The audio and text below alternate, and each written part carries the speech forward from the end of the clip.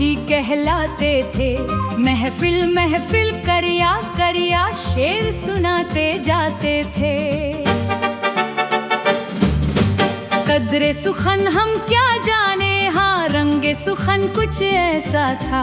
अच्छे अच्छे कहने वाले अपने पास बिठाते थे। गजलों में 100 रंग मिलाकर अपना रंग भरा था। उस्तादों के साए में कुछ अपनी राह बनाते थे। गीतों में कुछ और न हो, एक कैफियत सी रहती थी। जब भी मिसरे रक्सा होते मैनी साज बजाते थे।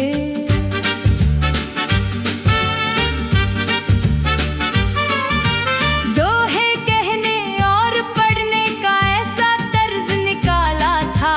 सुनने वाले सर धुनते थे और पहरों पढ़वाते थे। सामने बैठी सुंदर नारे आप तलब बन जाती थी।